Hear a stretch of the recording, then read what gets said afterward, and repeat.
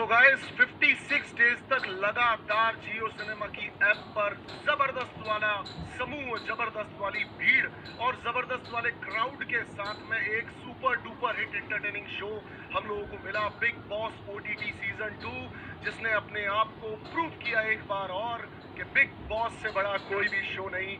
और उस शो में लगातार आपको एंटरटेन करते हुए एक महान हस्ती जो ट्रॉफी लेकर के भी अपने घर तक गए, आज हम उनके साथ यहाँ पर इंटरव्यू करेंगे और कुछ बातें उनके दिल की करेंगे, जो बातें शायद उनकी ऑडियंस, उनसे प्यार करने वाली उनकी आर्मी सुनना चाहती है और जानना चाहती है, और अपने चहीते प्यारे एल्विश यादव से। चलिए दोस्तों, ज्वाइन करते हैं एल्विश यादव को। हाय एल्विश। मैंने ज्वाइन कर लिया मैंने। हाय एल्विश। सिस्टम ही सिस्टम सब जगह पर। पूरा सिस्टम हैंग कर रखा है। मैं भी बहुत चौंक गया था बाहर निकल के, सिस्टम हैंग था, पर कितना हैंग था ये नहीं पता था। काफी अच्छा लगा देखकर। एल्विश, मैं ये डेफिनेटली बात करूंगा, बिग बॉस के बहुत सारे सीजन्स आए हैं, बहुत फिटली बात करूंगा, बिग बॉस के बहुत सारे सीजन्स आए हैं, बहुत सीजन सुपर डुपर हिट भी रहे हैं, लेकिन जो मैं एक यूथ के अंदर, एक जनता के अंदर एक वो देख रहा था ना कि मतलब भाई अपना जीतना चाहिए, भाई का सिस्टम। मैं मतलब बेसिकली ये जानना चाहता हूँ कि यूट्यूब के थंबनेल से लेकर के न्यूयॉर्क के टाइम स्क्वायर तक का सफर पार करने वाला एल्विश यादव है क्या चीज, कौन है वो?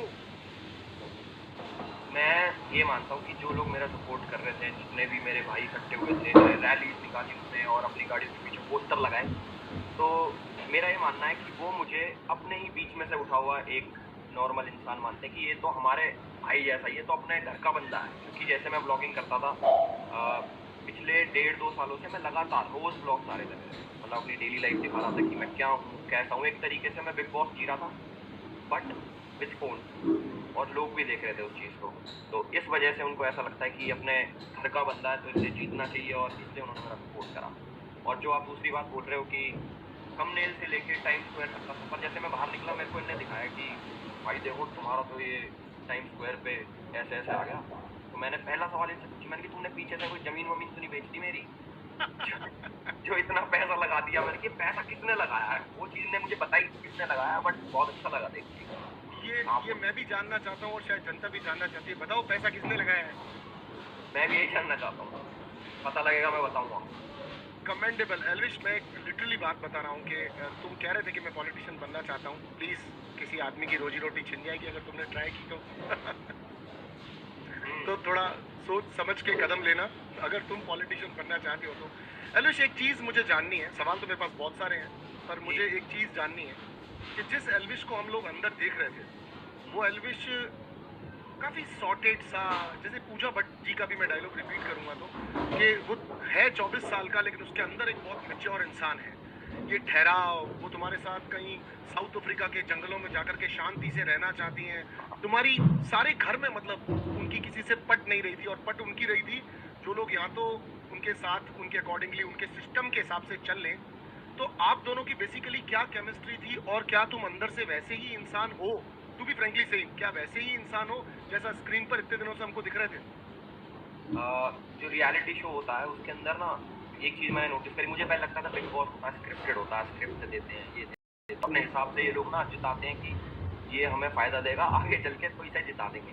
बट वो चीज़ मैं खुद गलत प्रूव हो गया। और बाकी पूजा जी की जो बात है, वो ना घर की बातें हमारी कभी हुई नहीं। मतलब बिग बॉस घर में तो होता है कि भाई अब किसी की चुगली करनी है, घर में क्या चल रहा है, राशन के ऊपर बातचीत करनी, वैसे कोई बात हुई नहीं। हमारी बात होती थी ट्रैवल की, अपने लाइफ एक्सपीरियंस की। तो मुझे ना ऐसे लोग, मतलब मैं जहाँ से आता हूँ, हम लोग बड़े बूढ़ों में बैठते हैं, वहाँ पे उनके एक्सपीरियंस शेयर करते हैं, वो काफ़ी चीज़ सीखने को मिलती है।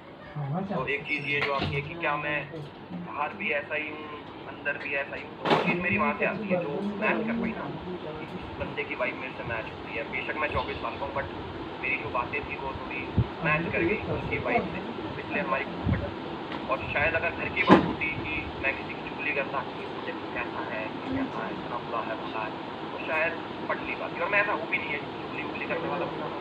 मैं कम बोलता हूँ, अगर बोलता हूँ 5 शब्द की चीज़ 5 शब्दों में, और 500 शब्दों की चीज़ मैं बोलता ही नहीं।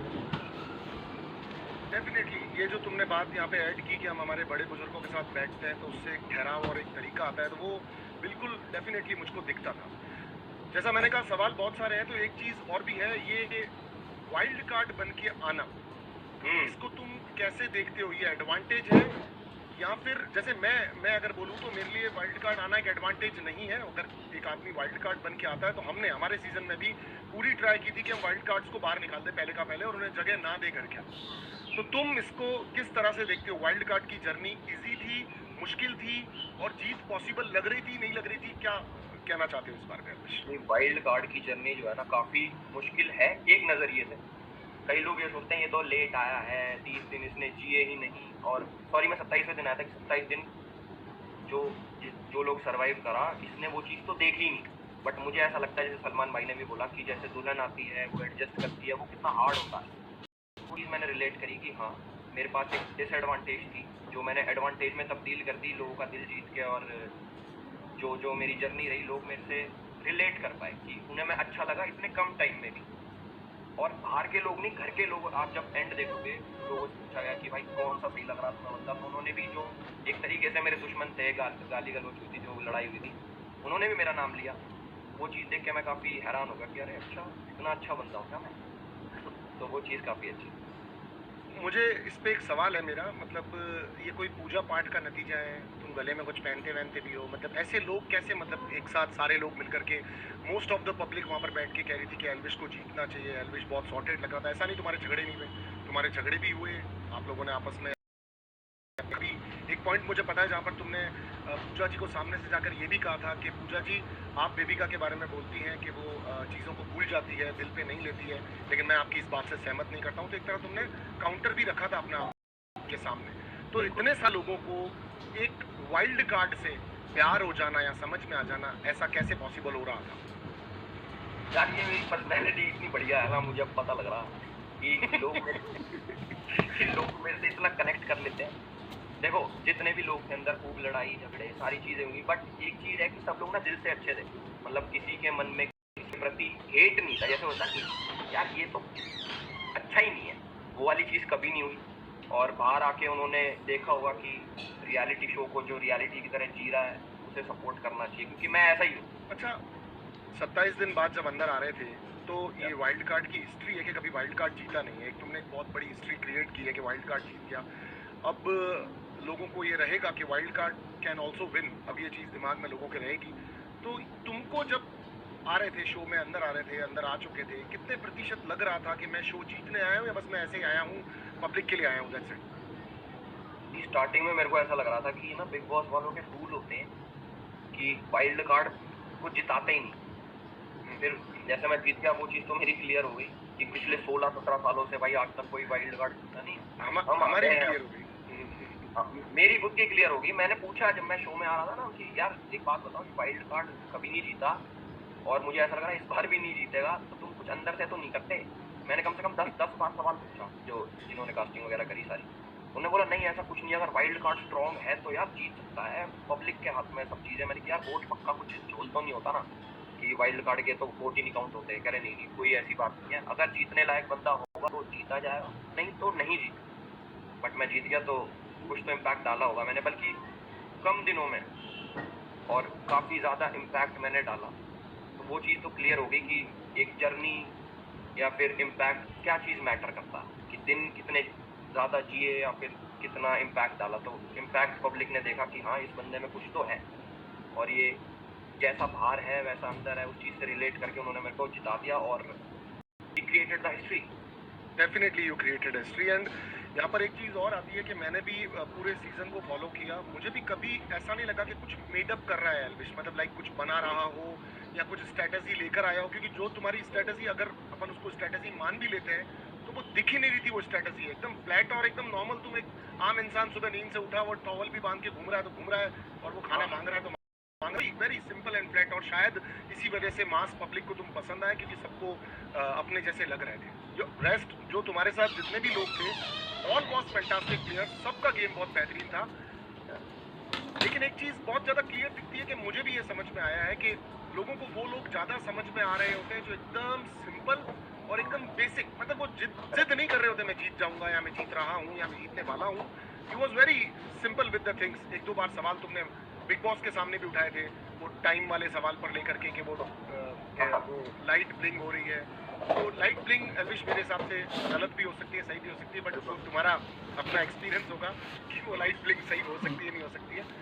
अच्छा, मैं एक चीज़ और जानना चाहता हूँ, ये सिस्टम क्या है? मतलब आधे कमेंट बॉक्स हर जगह पे सिस्टम नाम से भरे हुए होते हैं। What is system? सिस्टम क्या है? सिस्टम के नीचे रहना पड़ेगा या सिस्टम सिस्टम? नहीं, सिस्टम एज सच कोई वो नहीं है कि इसका भाई कोई मीनिंग है, गूगल पे डालो कि सिस्टम का मीनिंग क्या है तो कुछ निकल के आएगा। हम लोगों ने जो बनाया था डेली लाइफ में, हम लोग यूज़ करते थे बाहर में, एक हमारे बड़े भाई, तो वो हर चीज़ में बोलते थे, हम कुछ भी करते थे कि सिस्टम है भाई, सिस्टम है। तो वो मेरे लिए भी नया था, मैंने कहा अरे यार ये तो कूल साउंड कर रहा है, सिस्टम है। तो सिस्टम का मतलब ये बोल सकते हैं कि भाई अपना ऐसे ही है, मतलब हम ऐसे ही हैं। कोई कुछ बोल रहा है कि भाई तुम ऐसा क्यों कर रहे हो, भाई हम तो ऐसे, हमारा तो सिस्टम है। और हम तो सिस्टम हैंग कर देते हैं, हम तो सिस्टम के नीचे ही रहना पड़ेगा, ये तो फिर धीरे धीरे बिल्ड होगा। मैंने कहा यार मजा आ रहा है इस वर्ड को बोलने में भी ना, और पब्लिक की जुबान पे भी चढ़ गया, और पीछे से सिस्टम सिस्टम हो रही थी, तो वही है। ऐसा कुछ पर्टिकुलर मीनिंग नहीं है कि भाई system is like this, system is like जो तुम हो वो हो, और अपना ऐसा ही है भाईचारा। हाँ जी। अच्छा, भाईचारा, भाईचारा, you give me a second line, thank you. ये भाईचारा ऑन टॉप, मैं ट्रॉफी छोड़ सकता क्या? हूँ, मुझे कोई प्रॉब्लम नहीं है, तुम्हारे एफर्ट ज़्यादा हैं और तुम लोग जर्नी ज़्यादा मेरे से तुमने जी है, मैं ट्रॉफी दे सकता हूँ। ये इतनी महानता कहाँ से आती है भाई? और ये जेन्युइन महानता है? बिल्कुल जेन्युइन महानता नहीं बोलूँगा इसको मैं, मतलब यहाँ से मैं आता हूँ, मेरा सर्कल ना काफ़ी बड़ा है, मतलब मेरी कोई ऐसी फीमेल फ्रेंड्स नहीं है जिनमें मैं ऐसे चिल मारता हूँ ज़्यादा कि उन्हें बैठता हूँ। मेरे भाई ज़्यादा हैं, यार दोस्त।